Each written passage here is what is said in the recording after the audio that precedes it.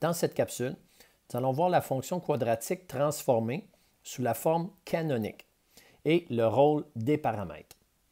Premièrement, la fonction quadratique de base peut se transformer pour obtenir la forme canonique. La forme canonique, c'est f de x qui est égal à a, parenthèse x moins h, ferme la parenthèse au carré, plus k.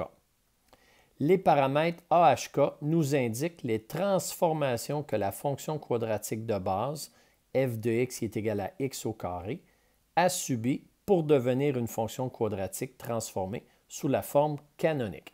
Donc, on va aller étudier le rôle des paramètres A, H et K. Dans cette vidéo, je vais vous montrer comment utiliser le logiciel Desmos pour analyser le rôle des paramètres d'une fonction quadratique, dans ce cas-ci sous la forme canonique. Dans votre furteur préféré, vous tapez desmos.com et vous allez arriver à la page suivante. Ensuite, vous cliquez sur le bouton Calculatrice graphique. Vous pouvez aussi vous inscrire, c'est juste un peu plus long, donc je ne le ferai pas aujourd'hui, mais je vous conseille de vous inscrire pour conserver vos productions.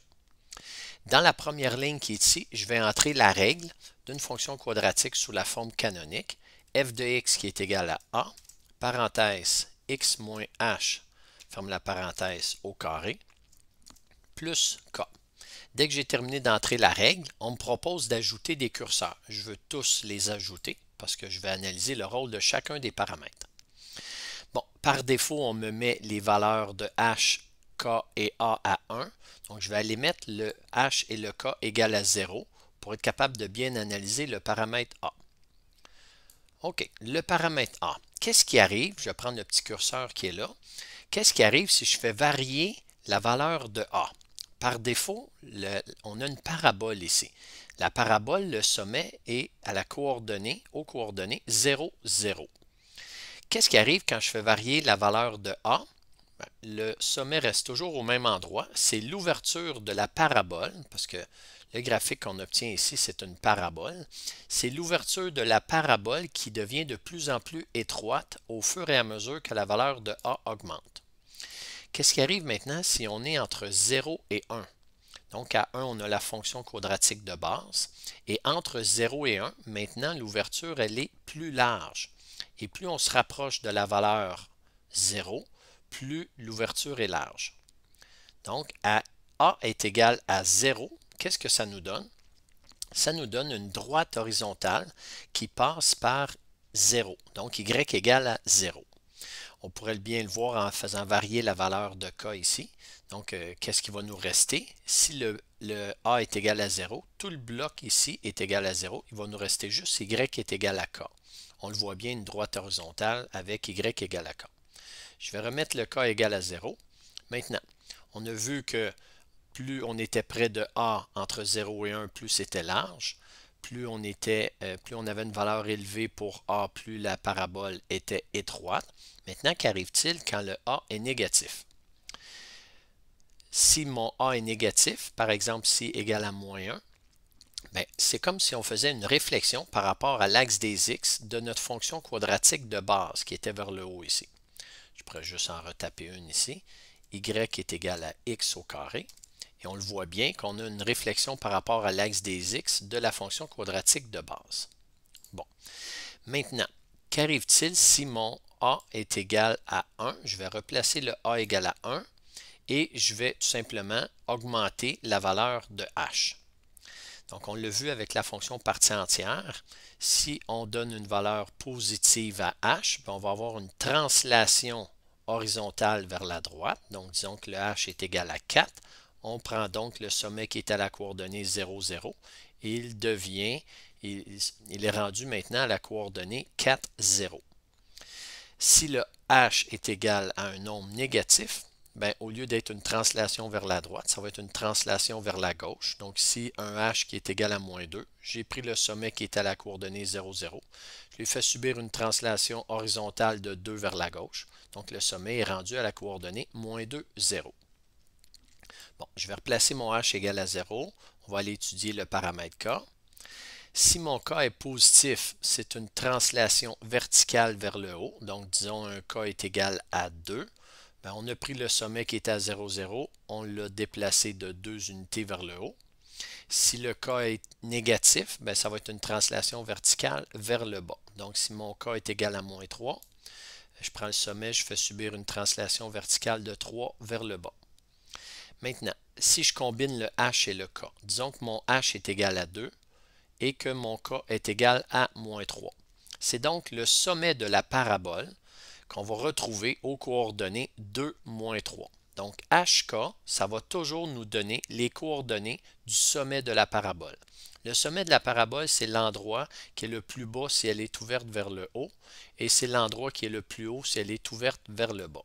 Regardez ici, je mets un A négatif, elle va être ouverte vers le bas, et le sommet qui est ici, coordonné 2, moins 3, c'est le sommet de ma parabole. Alors, ce qu'il faut retenir, c'est que H et K, c'est la valeur, c'est les coordonnées du sommet de la parabole. Le A, s'il est positif, elle va être ouverte vers le haut. S'il est négatif, elle va être ouverte vers le bas. Voilà le rôle des paramètres AHK pour une fonction quadratique sous la forme canonique. Avec la vidéo de la page précédente, on a vu le rôle des paramètres AHK et on va aller tout simplement formaliser dans les notes de cours. Le rôle du paramètre A. Le paramètre A détermine un changement d'échelle verticale qu'a subi le graphique de la fonction quadratique de base. Si le A est plus petit que 0, donc si le A est négatif, alors le graphique subit une réflexion par rapport à l'axe des x. Si le A est plus grand que 0, alors la parabole est ouverte vers le haut. Et on en a ici un exemple. Si j'ai f de x qui est égal à 2x au carré, bien, je vais avoir une parabole ouverte vers le haut comme ça. Si A est plus petit que 0, alors la parabole est ouverte vers le bas.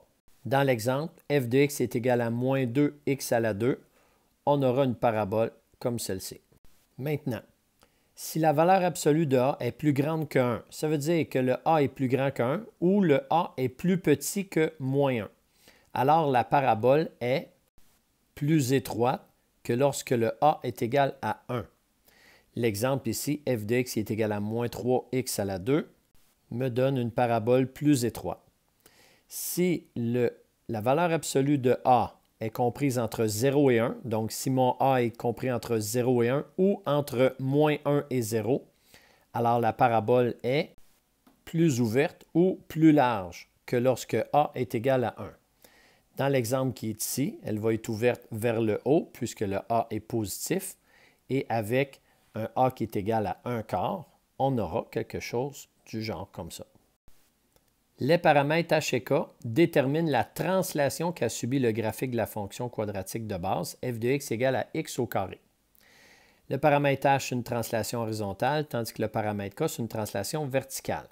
Si le H est positif, alors le graphique subit une translation vers la droite. Tandis que si le H est négatif, le graphique subit une translation vers la gauche. Dans nos deux exemples, allons trouver la valeur de H. Dans le premier cas, on a x moins 4 au carré. On se souvient que le moins appartient à la forme canonique. Donc, le H va être égal à 4.